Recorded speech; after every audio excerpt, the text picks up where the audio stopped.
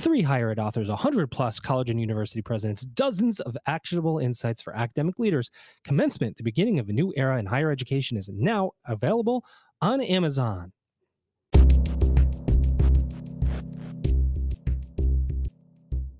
Welcome back, everybody. It's your time to EdUp on the EdUp Experience podcast, where we make education your business. Dr. Joe Salustio back with you on another episode as we continue to roll. Actually, by the time you hear this episode, we will have surpassed 300,000 plays of the EdUp Experience over the last 3.5 years.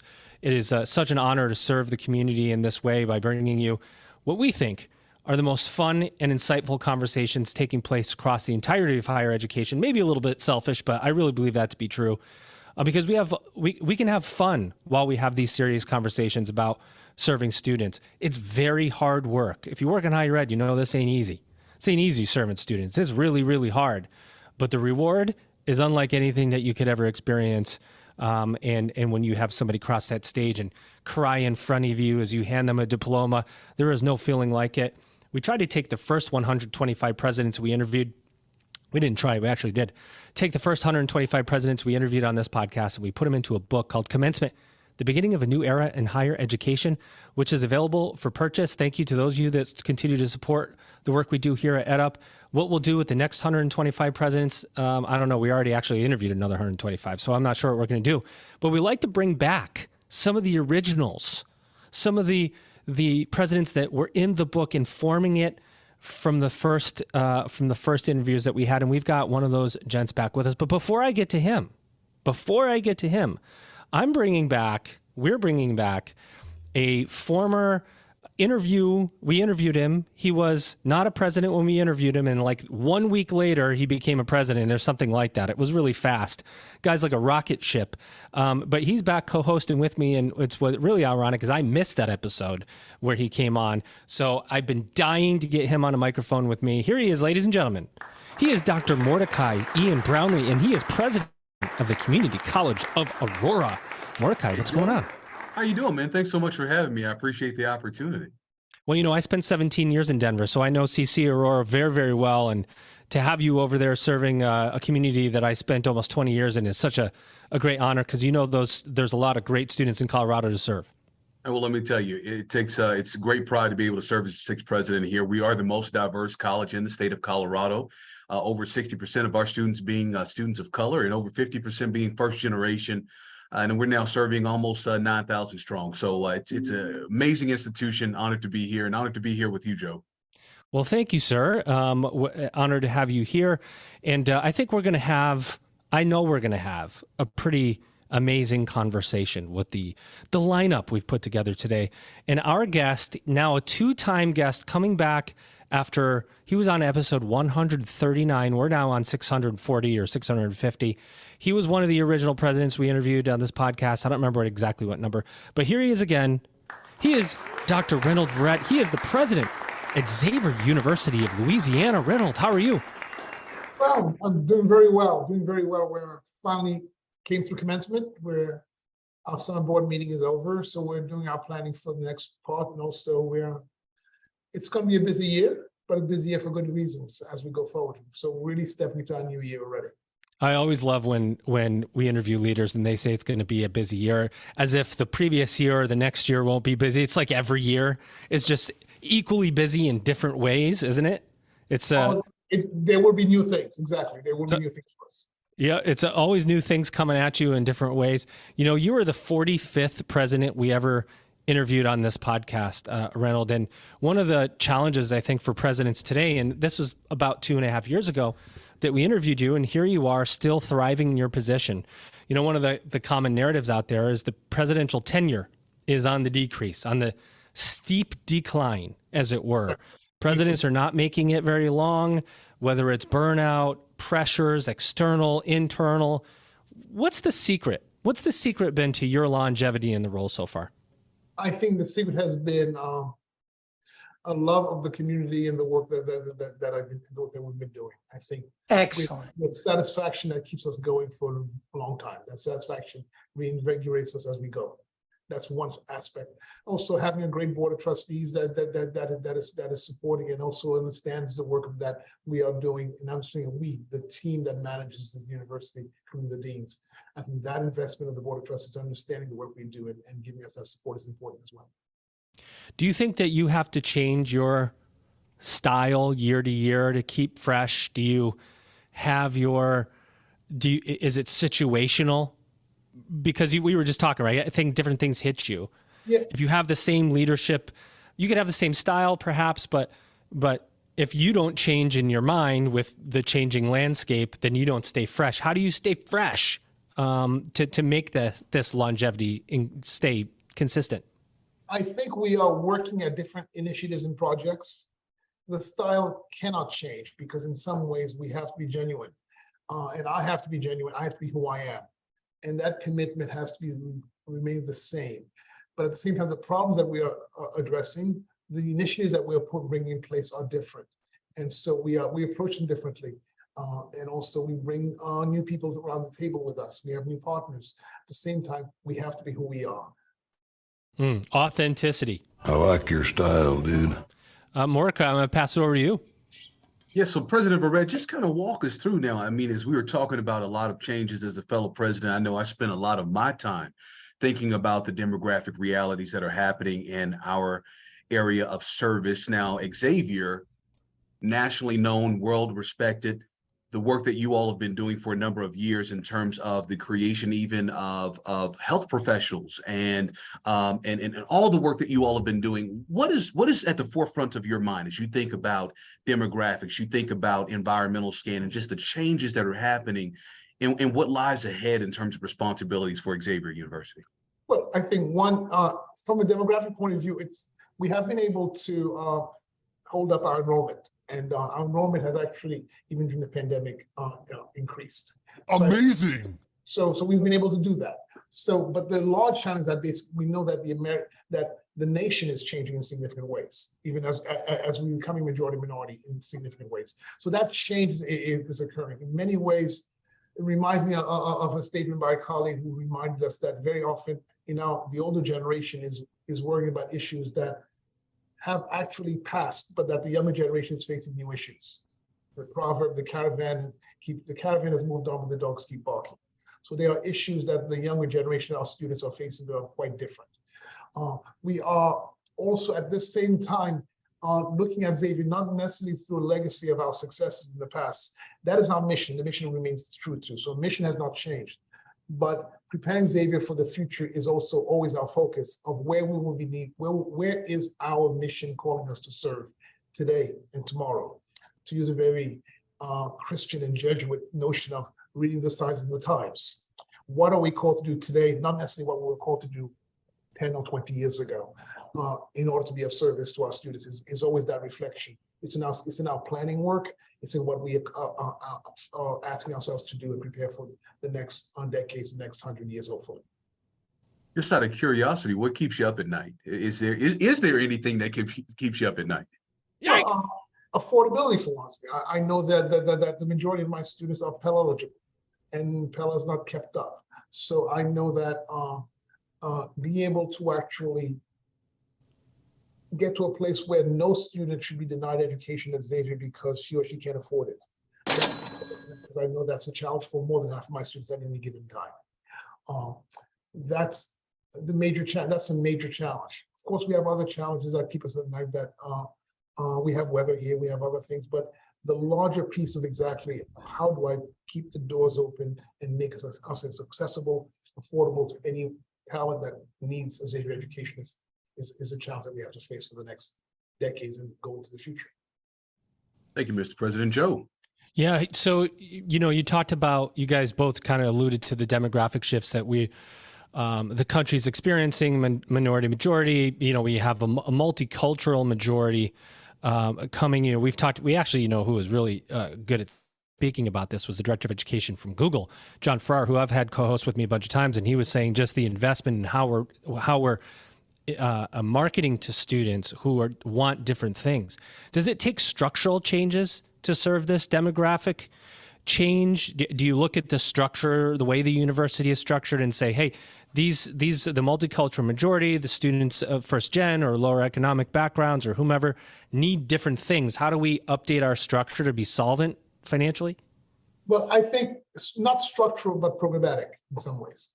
One of the pieces that, one of the inherent strengths of Xavier has been that we assume that whatever the students did not find or have in their pre-collegiate education, it's our job to take care of that. So that's why we meet them very early. We help them identify strengths and weaknesses, and the faculty work with them. That's important.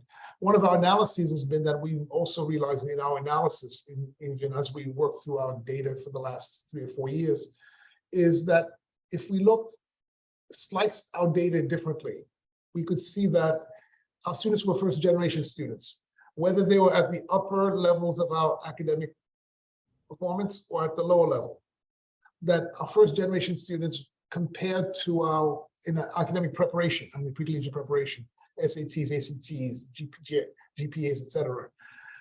And if we slice that data differently, we see that first generation students, whether they are at the highest level or at the lowest level, suffer a disadvantage in comparison to students who are not first generation. In other words, I do not have a mother, father, uncle, aunt who can actually give me advice about what I need to college. So it has required us to actually put in place to us a special initiative called our CARE program to actually meet the needs of first generation students, because that will result in a persistence gain, persistence and graduation gain for first generation students, because we noticed that in our data, because when we looked at our data in different ways without looking at the first generation angle, right, it wasn't apparent. But you notice that even our strongest students, right, who are first generations, are meeting other hurdles, which is not something. So that means we've put in places the intentional advising and mentoring that begins early, and to walk with them throughout to provide resources that they would need to think about. For example, there are things that students whose parents have gone to college know that other first generation would not even know. For example, one of the little secrets that many people don't know is that if you are aspiring to a PhD in the sciences, that nobody pays for a PhD in the sciences in this country. It's actually you're supported somehow. But if no one tells you that, then you might cross that off your list. Because no, I never heard that. There's no one who gave me that advice, because who would know in my neighborhood? And so there are other wisdoms that first generation students need that we're making sure that they receive, because they may not have that knowledge at home. That's one piece. The other pieces that we're looking at is the diversity of programs that we reflect that our existing programmatic structure. There are programs that we have to put in place, because these are the ones that are relevant to our students today versus the past. Also looking at for the interdisciplinary breadth that our students have, that even our students are not necessarily looking at our majors in terms of a direct line to a career. They are seeing that major, whether it's in chemistry or in history, is actually opening to many careers, so that we have our science students who are becoming lawyers and managers who might go into business, and our students in the humanities and social science go to medical school and others, because that breadth it opens up new areas so that they can think of their careers much more differently. So our career advising is much more not defining a tunnel for your students, but basically opening to new avenues, because they have the habits of mind that they would have. That is helpful to them. One of the pieces that actually that we're making sure that we sustain is that our contribution to the social mobility of our students, because Xavier is one of those schools that was one of the top 10 in David Leonard's America's Great Colleges in terms of social mobility. But to be sure that we are able to make that available to all students, and to say that basically that opening of choices is important to them is important, even though we're not educating them for a job, because they will define their jobs. We're educating them so that they can take not just the options as workers, but also as leaders, so that they have the skills to be contributing to the remaking of America in this new America that you and I will both be looking at from our rocking chairs. Go ahead, Mordecai.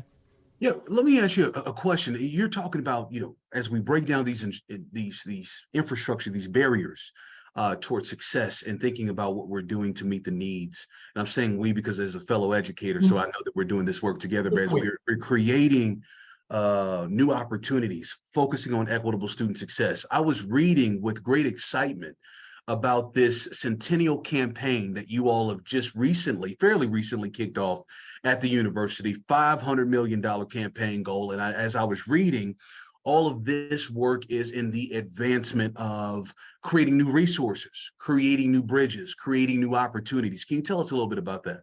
Well, I think first of all, when we looked at that $500 billion goal, which was not our initial goal because it's a scary goal, we've not done it before, many things we've not done before.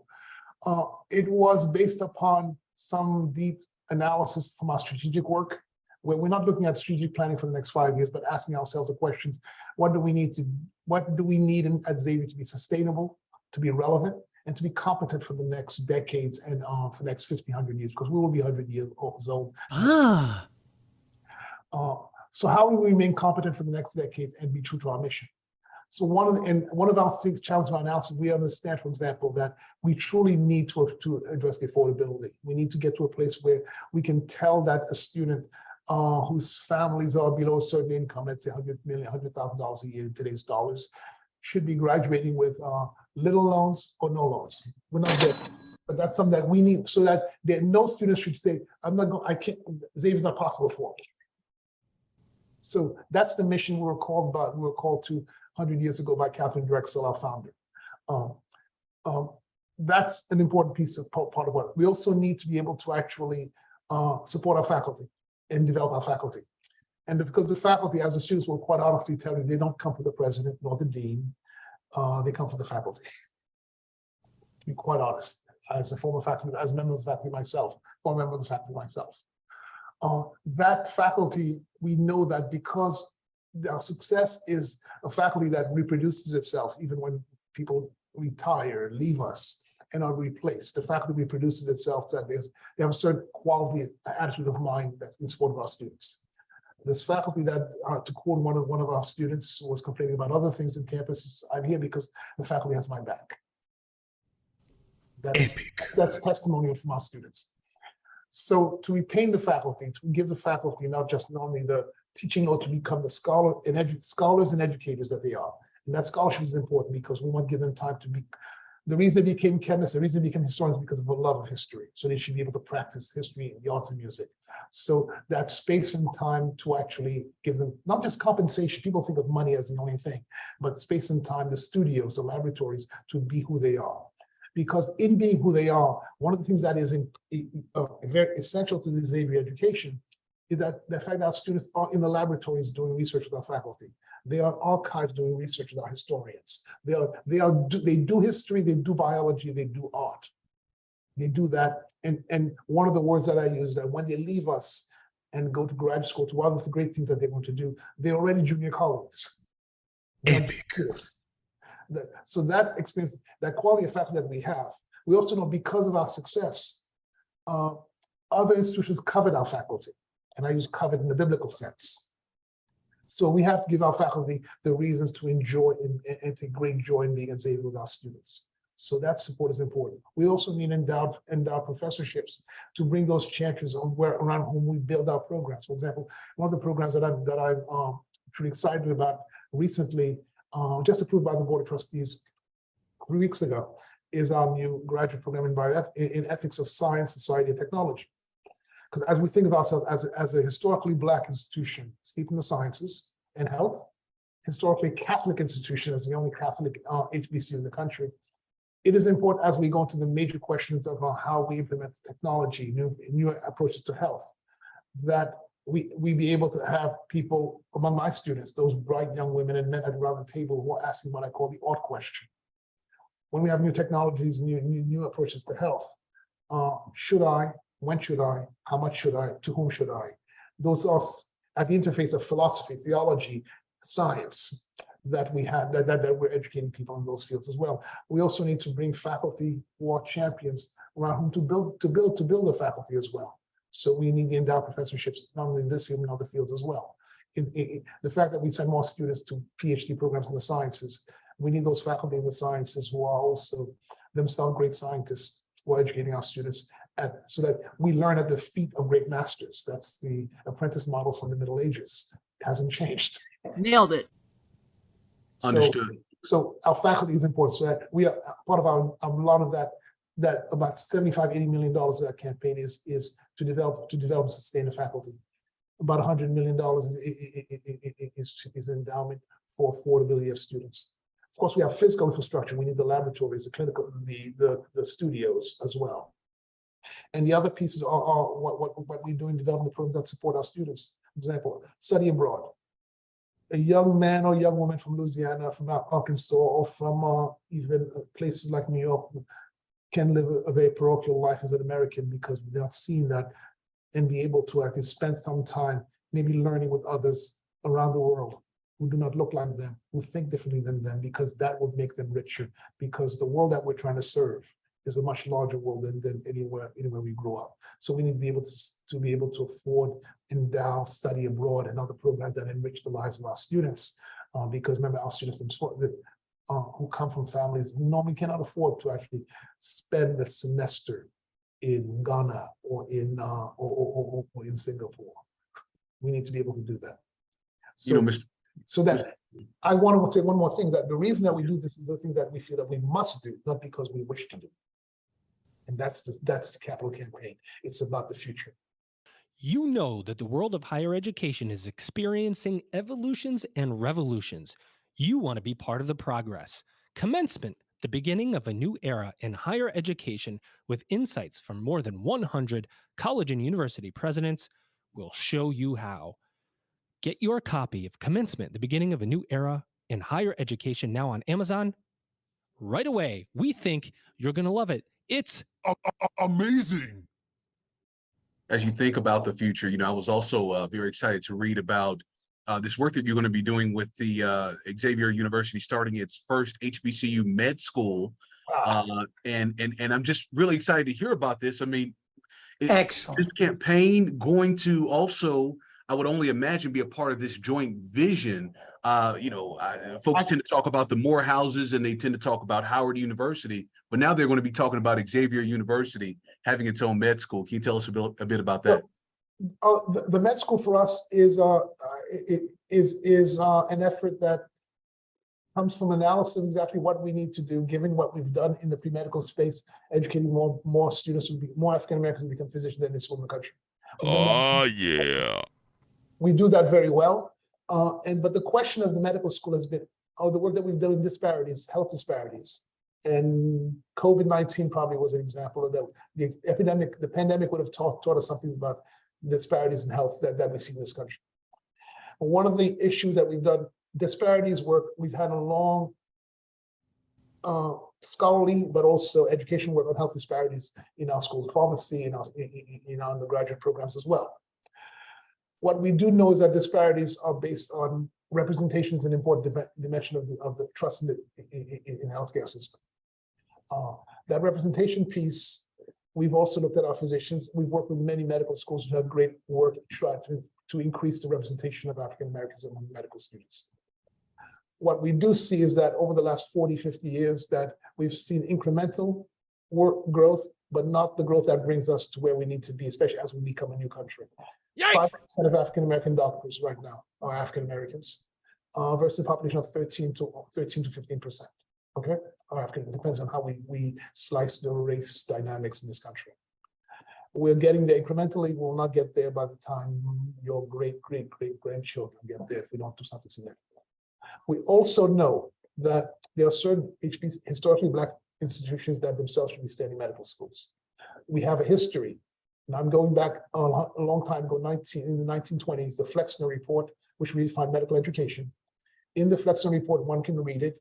It prescribes the closing of 7 out of 9 medical schools affiliated with Black institutions. But remember, this was the world of birth of the nation when that was being done at that time. That Flexner Report also understand it's not just about Black folks, because it also prescribes the closing of all the medical schools affiliated with women's colleges. Yikes!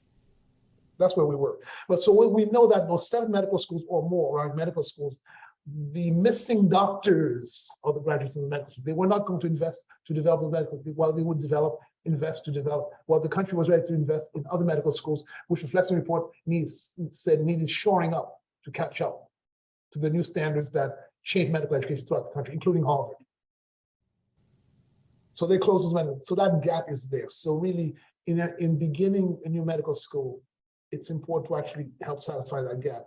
And what kept us from making this step that we announced last fall was the pandemic, but also it was important to us 6 years ago, as we talked about this on our board of trustees, to find the right partner that we could actually work with to develop. Because one of the key goals was actually a partner who actually can give us the clinical sites and participate in the education of our medical students with us for the future. And I think we have that in Oxford. And so that work is being done, and we have many planning meetings that occur at least every other week, where we're meeting in our governance team and also the consultants that we've brought into place. And we'll be raising the funds as well. And I'm sure it will be something that many people can be proud of. And I think the partners that around the country who will join us in that effort will be very proud of the result. Wow, that's amazing. Congratulations. What a great initiative. You know what's fascinating about the conversation you guys have just had and we're having is we're talking about people. We're talking about relationships and partnerships and students and career services and jobs. And we're living in this world where all the technology around us is taking away or implies that we're not going to need people as much as we needed them before. We're going to AI. I read an article today that says the AI university is on its way. Everything is going to be completely automated. You don't even need faculty anymore. It's going to just be, you're just going to go in. It's going to be a machine. You're not going to ever see anyone, and you're going to pop out with a degree on the other end. What's real and what's not? Are relationships still at the core of what we do? And are we really being threatened by technology in the way that the narrative says? The technology, we have to develop and fashion how it serves us. The one word that comes back to me, and the Greek dramatists and also the Greek mythologians would have said the word hubris. There's a false pride in thinking that technology, AI, will actually replace us, will raise our children and all that. That will not happen. But what we have to actually think about exactly how we use it and how we actually frame it. It will actually allow us to do other things that we can do. But we also have to approach it with some cautions, because technology, as we think about the whole concept of actually an ethics program at Xavier and other places, is to think deeply about how we actually use technologies, because technologies are benign or malign, depending on how we allow them. So it will be up to us as human beings and in relation with other human beings, which is what we have to think about that, because we're not doing it if we think of it doing it for my individual benefit, I will take this in a certain direction.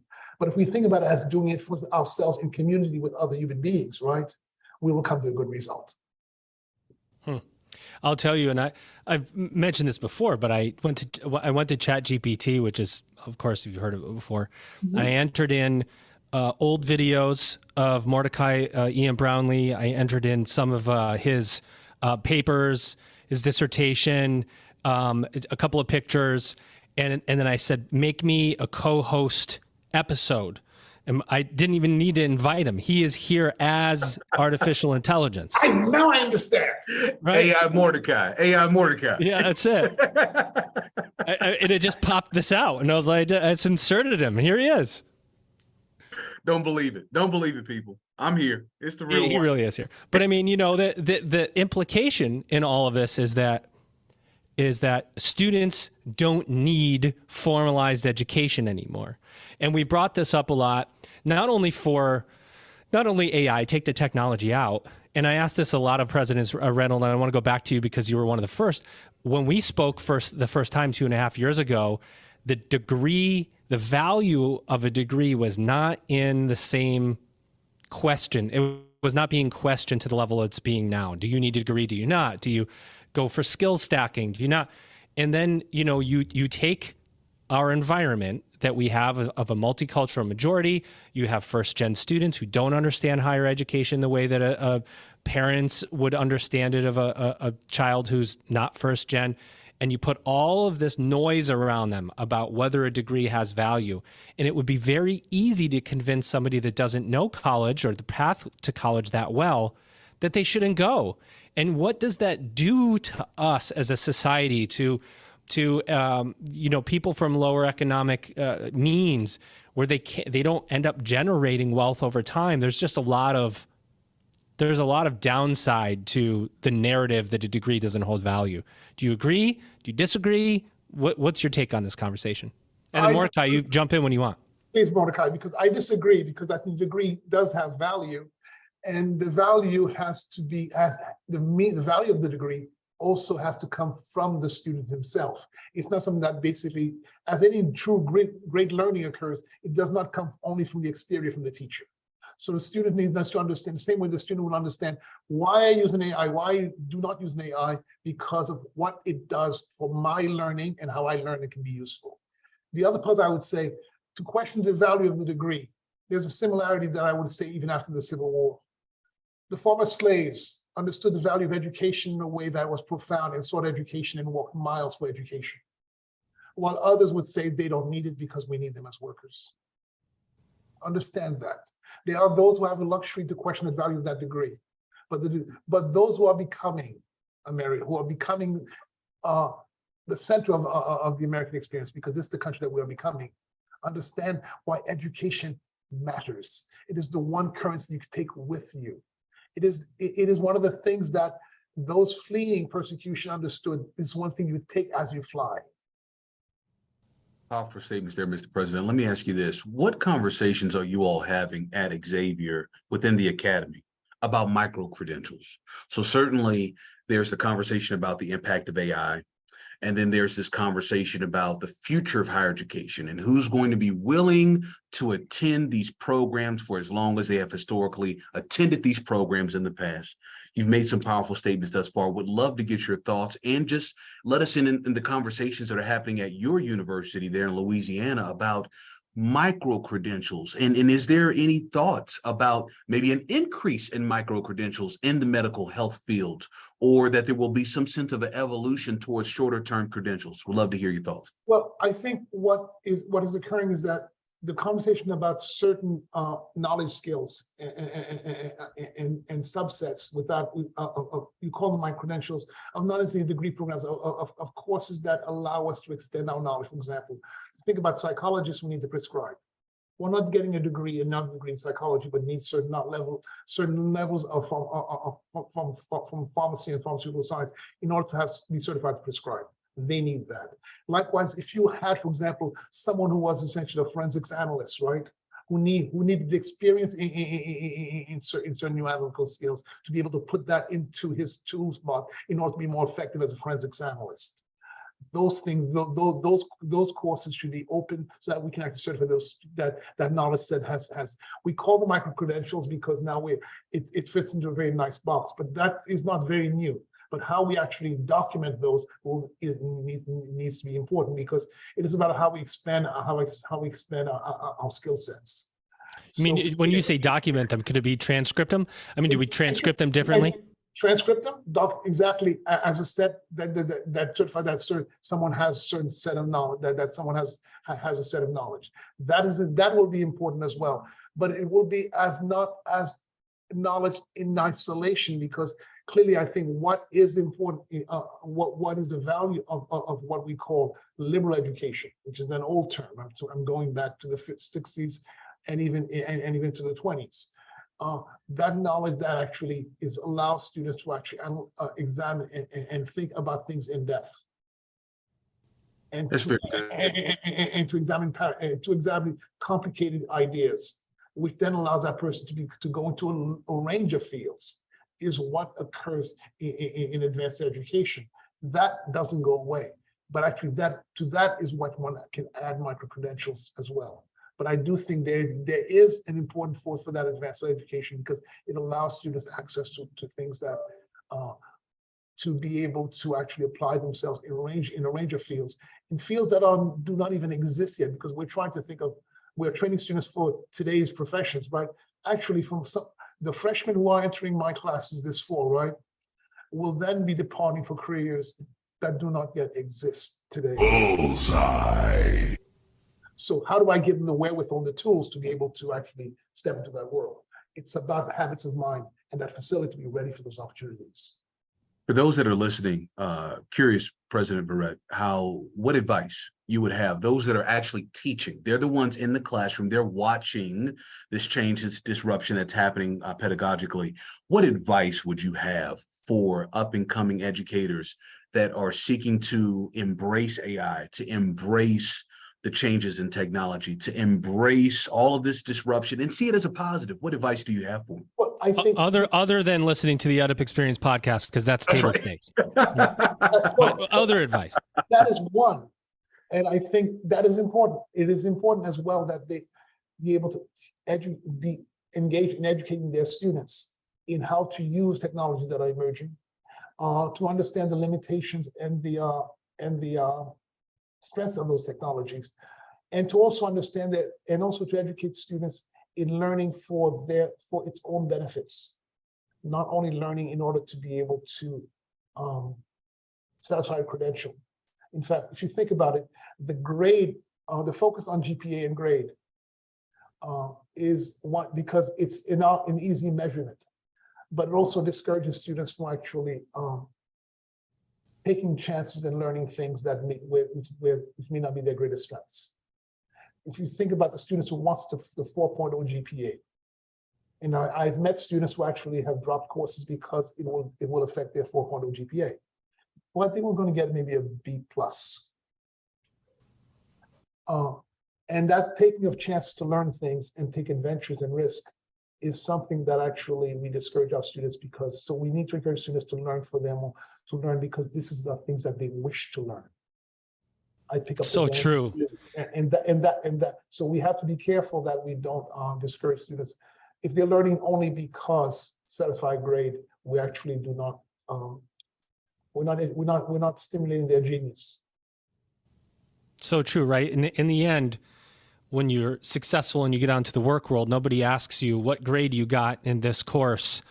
Only that you graduated with your credential and you're out working and you're successful, right? But at some point in that student's journey, somehow we've made that grade matter so much that it's protected. They want to protect it so highly because they feel it's going to affect their future. And I remember an analysis, someone's looking at members of the Academy of Sciences. This is quite a while ago, this was back in the 80s, and looking at SATs and GPAs. And they were middling. Because they actually took chances that actually, when you took that graduate course as a junior in college, right? You were not going to be at the top of the class. But you took it. Yeah. And that's what made you who you are. And so in some way we are disincentivizing the risk-taking, which is actually the part of learning. This is, if you look at children learn to walk because they fall on their faces and have no shame doing it. We've created an impediment to falling on your face and say, this is not for me. Or I learned this, and now how's that going to fit into the other pieces that I do well?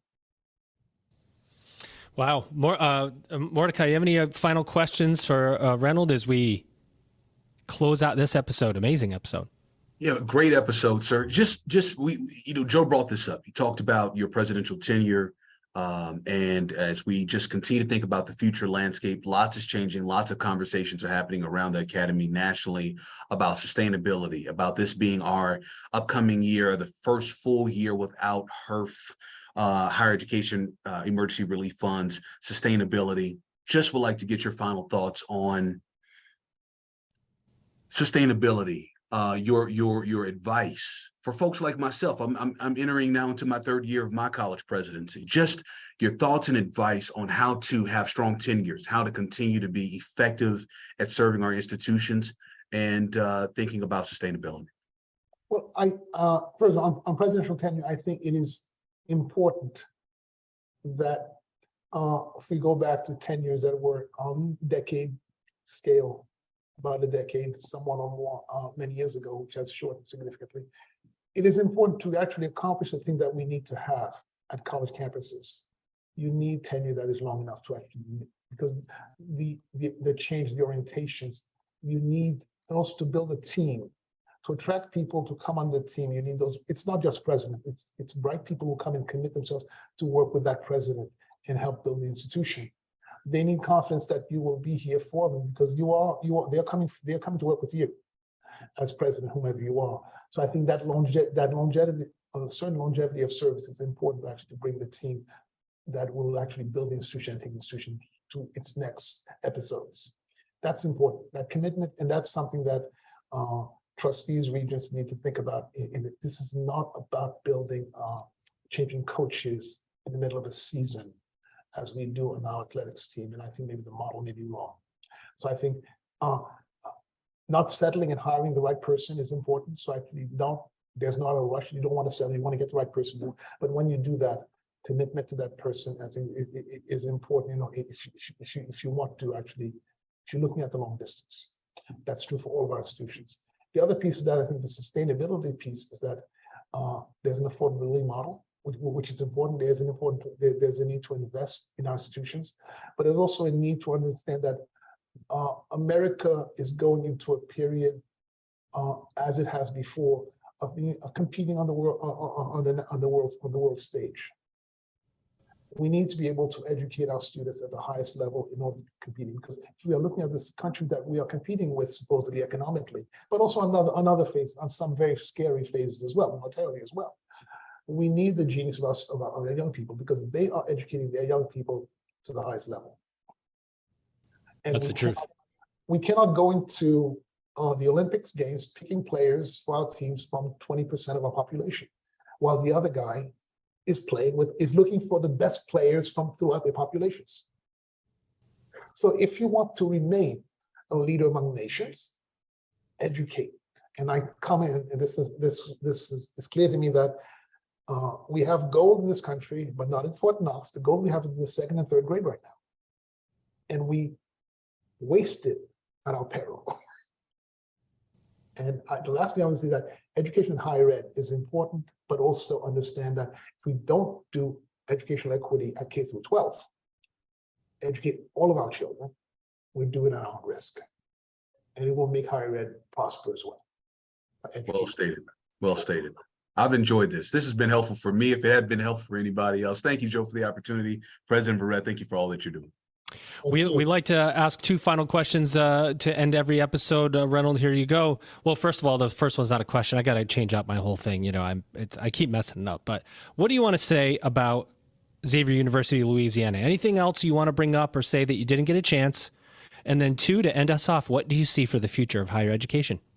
I think the secret element at Xavier, the important element of Xavier education that students leave with, is that they understand that the value of what they've learned here would only come to pass when they put it in the service of other people, whether it's doctors, lawyers, teachers. That commitment to service, which they learn here to each other, is what they take with them. And I've seen it among our alumni. We continue that among the students who come here.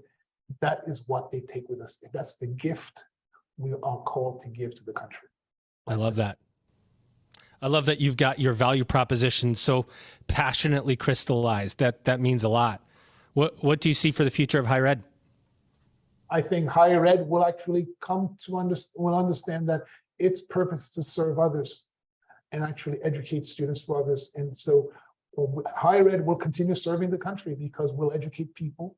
And that experiment that began with the GI Bill now needs to be expanded because we need the genius of all our students. That is well stated.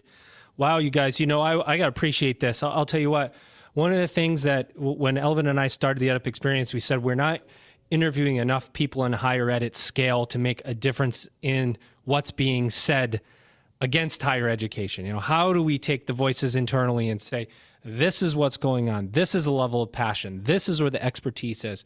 So we're hoping we're bringing you that first with our amazing guest co-host today. Here he is. He's Dr. Mordecai Ian Brownlee. He is the president of the Community College of Aurora. Mordecai, how'd you like your first guest co-hosting gig over here? Hey, man, you know, this was fun. I didn't know what to expect, but now I want more. I want more, man. Well, you know what? You can come back. You know, you got the schedule. You can come back anytime. This is great. This is great. Thank you again. And Joe, thank you. I don't think we as an industry get a chance to thank the work that you and your team are doing enough. So thank you so much for the platform that you've created for all of us to learn, grow, network, and evolve together. Thank you. Thank you very much. I appreciate that. I can't say more about that. It is great work to do. That messaging about the value of what we do, the world needs to know, because the world needs higher ed. You got it. Well, nobody's going to say it better than my guest today. No, he's your guest, ladies and gentlemen. Here he is, Dr. Reynold Verret. He is president at Xavier University of Louisiana, and he is one amazing leader in higher education. Reynold, we hope you had a good time for your second time on the EdUp Experience podcast. I enjoyed it. It's great. It's a great way to go into the weekend. I love it. Ladies and gentlemen, guess what you've done? You've just EdUp'd. It's time to level up. The beginning of a new era in higher education begins with you. Order your copy of Commencement, The Beginning of a New Era in Higher Education by Kate Colbert, Dr. Joe Salustio, with contributions by Elvin Freitas. It's higher education's must-read book of 2022. Discover how you can seize the moment to change higher education forever. Commencement, The Beginning of a New Era in Higher Education, now available on Amazon. For bulk orders, contact Kate, Joe, or Elvin.